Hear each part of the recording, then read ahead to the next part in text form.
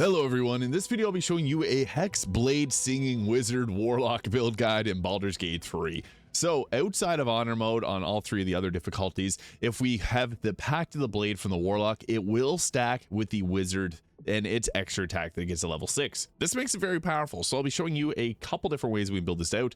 There's I guess two really strong ways to do this. So first things first, we're going to start with the Hex Blade, and this gives us a strong start because we got spellcasting and we got Eldritch Blast. We got our Bind Hex weapon, which allows us to use our spellcasting modifier for its attack rolls, and it also apply the Hex Blade's Curse.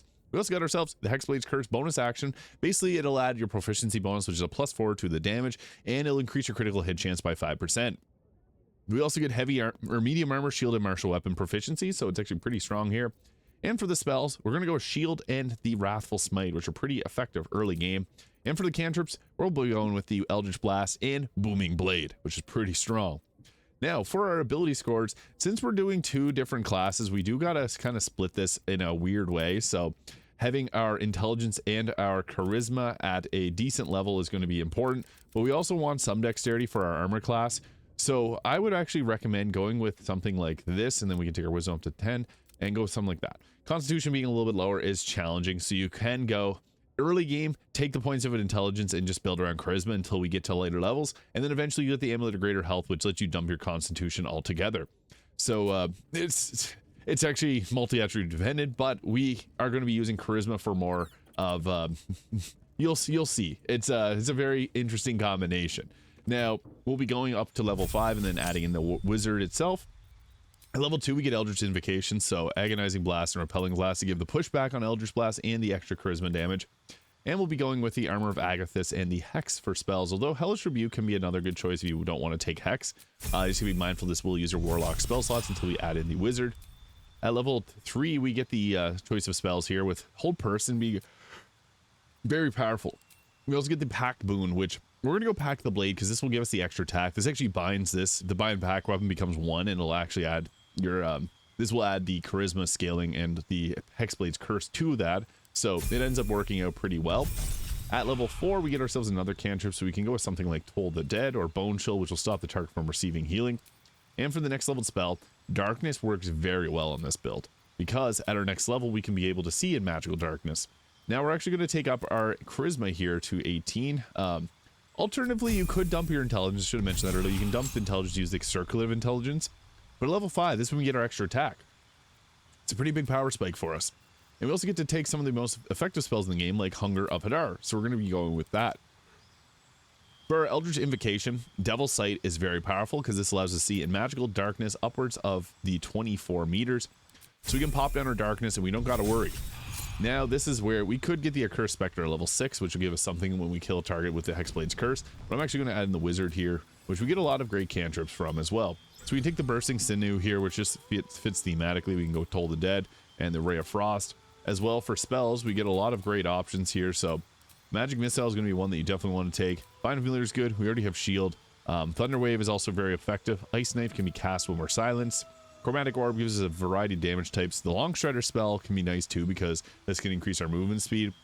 And we can also go with the Mage Armor spell if you wanted to use robes instead of light armor. We could also go with the Grease spell or Fog Cloud, which allows you to hide out in that, but we're going to go with Chromatic Orb there. And for our prepared spells, something like this will work well. The Find Familiar is really nice early in the game because you can add the Raven, which will make targets blind. For the subclass, we're going obviously Blade Singing, which allows us to pick a Blade Singing weapon, which we're going to go with the Rapier here. We do get a much better one that we will be using, and we'll just go with Burning Hands and I guess Fog Cloud there for our spells. And then for the extra spell, I guess that works fine there. And once we get ourselves a level 3, this is when we get our level 2 spells, which opens things up a little bit more. So we can take like our Clouded Daggers there, which are pretty nice, and Scorching Ray or Misty Step, which gives us a teleport. Also, Mirror Image is nice because it'll increase our armor class quite a bit. And we'll be taking up and putting on Misty Step there. Misty Step's nice because sometimes we can't reach a target, and that allows us to actually get in and hit them. Also go Shocking Grasp, so it stops the target from using reactions. And then for our next level spell, we take Scorching Ray, and Invisibility can be kind of nice too, but Mirror Image is also effective. Now for the ability score improvement that we'll be taking, we could go with an increase to our charisma here, but I think that going with an increase to our intelligence works well. we're actually able to use a helmet that's going to help out and bring their spellcasting up to as if we had a 22 in both of these stats. So, and even taking it a little bit further with other gear items. So it ends up being not too bad. Now for our, we get level 5 spells here, so we can get things like lightning bolt and fireball, which are always really nice to have. We also have haste from another source here, so we don't have to worry too much about that. We're going to go in and add our fireball, and then you can take off like the Fine Familiar if they stop being effective. Chromatic Orb can also come off too if you didn't want to use that. But now once we get ourselves to level 6, we get our extra attack, which will stack. It says if you gain the extra attack feature from more one class, they don't add together. But if you add in the Hex Blade, in the Pact of the Blade, it actually does stack. So that we can give us 3 attacks. And we're going to want to take Counterspell. I should have mentioned that earlier. Counterspell is definitely something we need to have because there's a weapon that will actually let us do 2 Counterspells per turn. And that becomes very powerful, almost unstoppable. So we want to have Counterspell prepared as one of our spells. You can also take off the Chromatic Orb and add in Glyph of Warding if you'd like. It's entirely up to you how you split your spells. Glyph of Warding just is nice because you can set it up outside of combat. For the final level, we can actually, if you want to use clothing, adding in the Barbarian is going to give us a crazy armor class, and this becomes very, very useful because we can use the Gloves of Defense, which will give us a +2 to armor class. We get the Barbarian's extra armor class, and we can also, it's kind of silly to add in what's going to give us Rage, but the unarmored defense is what we'd be adding it in for. I'm not going to do it that route. It will give you a high armor class because it's just insane. But we can also use medium or light armor. So we'll go with the level 6 Warlock spell or slot here because this gives us the Accursed Spectre. Whenever we kill a target with the Hexblade's Curse, we can raise up a Spectre, which will help out in fighting. We can also add in Branding Smite too, which is nice. If there's invisible targets, this will make it so that they don't turn invisible. And Fear is another really effective spell that we could potentially also take. Now, once we get here, the gear options, I was wearing just this outfit for the appearance aspect of it, but what we'll be doing is we want to have the Duelist Prerogative. This is a very effective weapon because when we blade sing, we actually can't add, when we're blade singing, we actually can't add anything to our offhand, and this will allow us to score a critical hit when we're rolling a 19, and you also get an extra reaction per turn.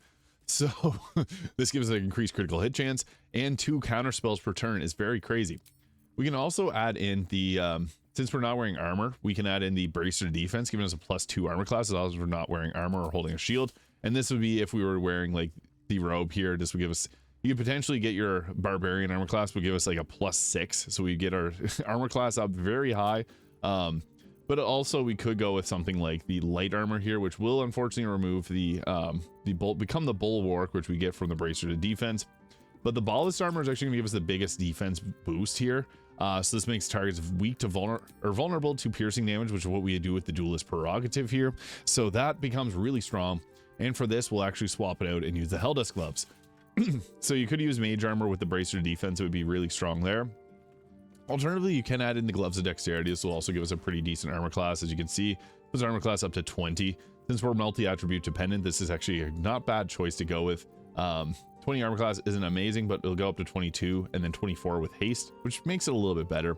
The Helldust Gloves just gives that increased bonus to spell attack rolls, but the Gloves of Hex or the Gloves of Dexterity are really nice as well. And then we can also add in the Cloak Protection here. This just gives us the 25 armor class with the haste applied. And we can also add in Helm of Baldur, and since we can wear medium armor, this would actually be pretty decent. Although early on in the game, you would go with the Helmet of Arcane Acuity because when you do melee attacks, you gain Arcane Acuity, increasing our spell save DC, which makes our spells land much more likely. Although if you're later in the game, you can go with the Hood of the Weave, which gives a +2 bonus to spell attack rolls and spell save DC, which just basically makes our spells land much more frequently. So it's between those two, what you would use. And then for our rings, the Snowburst ring is nice because we can create ice surfaces below the enemies if we're using something like our Ray of Frost. However, as we get to higher levels, it's actually a little bit better to go with the Band of the Mystic Scoundrel. This gives us the ability to cast enchantment illusion spells like our Hold Person as a bonus action. So pretty crazy. We get ourselves 2 counter spells and a bonus action Hold Person, which is pretty crazy. It's actually really, really fun to play around with this. Now, we're not going to be able to use a shield, unfortunately, so we can't create higher armor class, but it works out pretty well. I also just use the tier die from the Faerun Colors mod. I find that mod works really well and gives us a cool appearance here. So yeah, we'll be rolling into and showing off the combat here now. And before we get into it, we're going to apply obviously our bind hex weapon, which is going to give us that extra attack. So we now have 3 attacks per turn. It's crazy. And then we also have like our long strider, which is a nice buff that we can apply here. So give us that increased movement speed by 3 meters. And it's a free cast as well. And then we're also going to apply the blade song too, right before we get into combat. So now we're going to apply the blade song. We just got our haste up. So this is going to put us into our blade song mode. And this will give us a 23 armor class. So pretty strong. So the blade song should give us a +3 to armor class. I'm not sure why it's not working. It was before, but that should be a 26 armor class. We do have the haste up as well. So it gets pretty defensive, and we can also we got 2 counter spells, so we're not getting hit with as many spells. But what we're going to be starting off with here, I guess, is we'll set down some crowd control. So since we can see in darkness, that's going to be one of our best spells actually, which is kind of funny. And I also got the drow version of that, so we'll just pop that down there. With darkness, it really messes with the enemy's ability to attack, so it'll also just start a fight there, which is fine. So now what we're going to be doing is just I'm just going to use my character here for the most part, but what we want to do is hide out in our darkness and then spell cast an attack from that. So we also have the shield spell too, which you can see is actually really strong because this increases our armor class a lot, and we will actually prevent getting hit with this, so it's worth using this. So shield allows us to block that spell, and then we now have 28 armor class, which should be even higher than that, but yeah, pretty defensive overall. Now we got our attacks. So since we have 3 attacks, we may as well use our 3 attacks because the attack animations for this are just incredible. So boom. We also have the withering cut. So if we know we're going to take an enemy out, this will give us 4 damage extra. This wasn't enough to take them out, so I'm not going to apply that, but you would want to use that anytime that you know you're close to taking an enemy out. It does use up your reaction, so that's why we don't want to use it all the time. But we do double damage to these targets because of the ballast armor, so it's pretty strong. Now we can go into here. We do got enemies that we could hit with a spell too, so that's also quite nice because we could just drop down a fireball on a group of enemies like this. So you go with what's going to hit the most enemies at a time. This is going to be the most effective until you counterspell. Not ideal to have that happen, but that used up our action. We also got the flourish, but we have a duelist enthusiasm, which is the bonus action attack from the duelist attack. So yeah, that was enough to take out the target. If we didn't use up our bonus action, we could have done hold person, Tasha's laughter, or mirror image there. We'll just go into our little darkness here and we'll be safe from harm. So really nice defensively. Now you're gonna see they'll dash whenever there's darkness, but they act really weird about it. What's nice is because we have the devil's sight from the warlock, we're able to actually just hide out in here. So that's why I recommend going with that, because it's actually quite powerful what you can do with darkness. And what's funny is they see them saying, "You're coming with me." Since it's a bow attacker, it's not going to be able to attack us in the darkness, so they just waste their turns. Now we have a nice surrounding area here of a lot of people, so it'd be ideal to be able to cast a spell here. Now I always think it's best to go with whatever's going to hit the largest group of enemies, and this is going to give us 4, so we may as well drop a fireball there that we cast from our sword. And that didn't take out any of them, but that's okay because we got more spell slots, so we'll go with that again. And that was enough. That took out all of them. That was perfect. So since that was so effective, we did 1 target right here that we can attack. We have the duelist enthusiasm, or we get the blade song climax. Since we didn't do a spell, we can't use the band of the mystic scoundrel, so we'll just go with this attack here. Not worth using the withering cut, but I'm going to do it anyways just to show it off from the sword. And then we just go up to hiding from our hiding in our darkness again. So it's pretty good because this just allows us to stay alive. Oh, Mince got knocked into it, which is fine. You can have the whole team hide out there, but they'll have to move out of it to be able to attack. Darkness messes with the enemy really fiercely, so there's 1 target there, there's 1 there. So what I will do is I'm just going to go with a main hand attack on this target because our main hand attacks are so strong.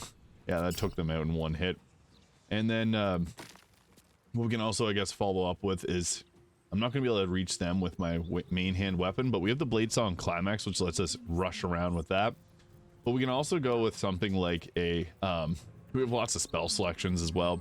Hold person would be nice. We also got the booming blade, which we can also apply on our attacks. I might get mine broken here. I'm going to try it anyways. Missed, of course, and they missed as well. That's fine. We'll just follow it up with another attack here, and boom, that was all we needed. Boom, took them out. Now what we could have done is, if we didn't get that off, we could also have done a bonus action hold person, which allows us to get a critical hit off. So our big spells are darkness and hold person because we can hide out and also attack from it. So Very fun spellcaster hybrid. Let me know your thoughts in the comments below. Hit the subscribe button if you haven't already, and I'll see you all in the next video.